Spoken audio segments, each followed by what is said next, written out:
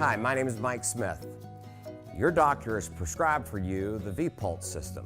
The VPULSE system is going to help you in your recovery process. This video is going to help explain how that's going to work. The VPULSE was designed for the prevention of deep vein thrombosis, and that's blood clots forming in your leg.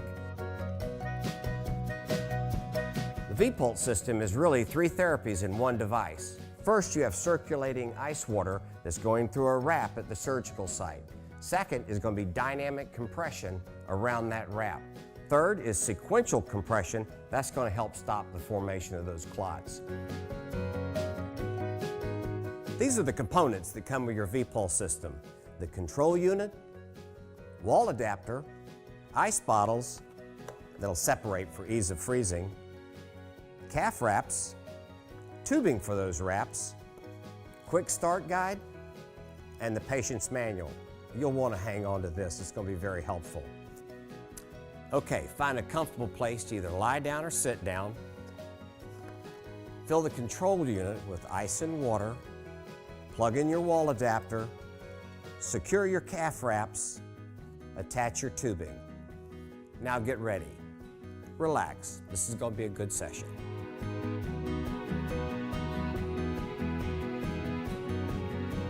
Fill the container with water to the water fill line. Then add the ice to the line inside the container. To close the VPULSE, replace the handle aligning the dot on the thumb lock to the top cover. Rotate clockwise, listening for the positive locking click. Once the ice bottles are frozen, fill the container with water to the water fill line. Then attach the ice bottles to the tree and place inside the container of the VPULSE. Plug in the power wall adapter into the back of the VPULSE. In doing so, the system will perform a self-test. Afterwards, it is ready to go. Now to begin our session, let's select each of the therapies. First, for the ice water that's going to be circulating through that wrap at the surgical site, the white button will be indicated.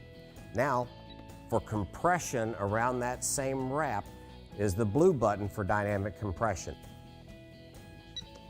The orange button, that's going to be the calf wraps and the compression there that's going to help to stop the formation of those blood clots. The last button is the start button.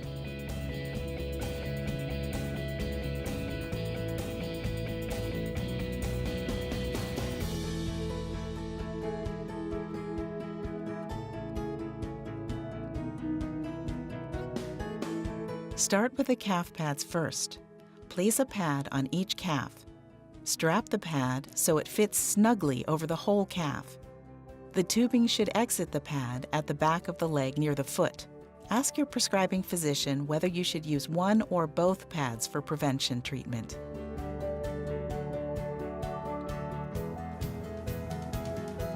Strap the knee pad so it is centered and fits snugly over the knee. The knee pad may be positioned differently if you want to route the tubing set another way.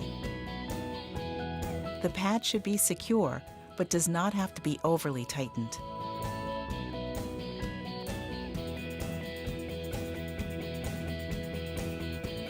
Strap the universal pad so it is centered and fits snugly over the knee.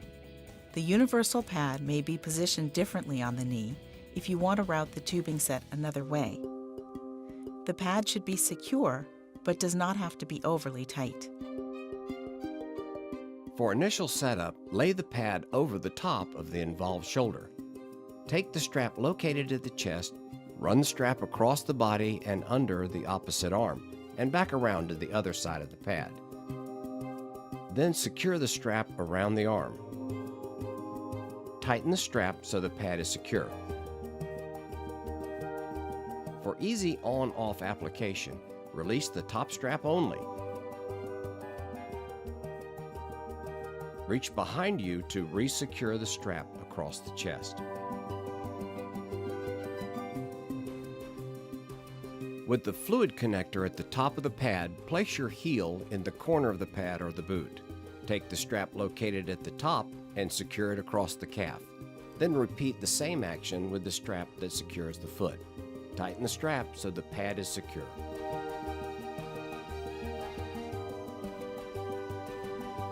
Lay the pad over the top of the involved hip. Take the strap located at the waist and run the strap around the body like a belt and secure. Then take the strap located at the bottom of the hip and run the strap between the legs and across to the other side of the pad. Repeat this action with the strap around the lower thigh. Tighten all straps so the pad is secure and comfortable.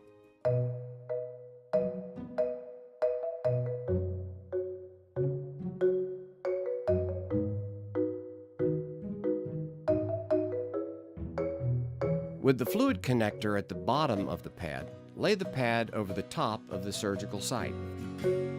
Tighten the waist belt so that the pad is secure and comfortable.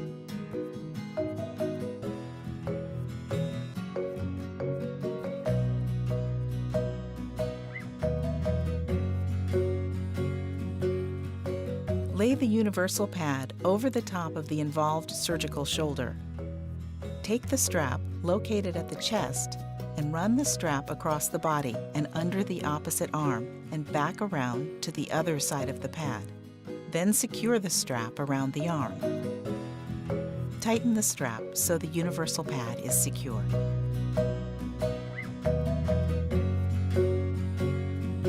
The connections on the tubing set are color-coded and keyed. Connections can be made only one way. The tubing is held together by straps that can be positioned as you choose. Attach the connectors on the tubing set to the connectors on the VPULSE. Confirm a secure connection. Connect the other end of the tubing set to the appropriate pads. Confirm this connection as well. Press the Start/Stop button on the control panel. This button will illuminate green when the system is running. You can change the settings only when the system is stopped. Press the Start/Stop button to show the light turning on and off. The sounds from the VPULSE are the compression cylinder cycling off and on and the motor circulating the water. You should feel the cold water begin to circulate in the cold pad. Each pad will begin individually inflating and deflating in succession. The entire circuit takes a little over a minute. It may take several cycles before all pads are fully inflating and deflating.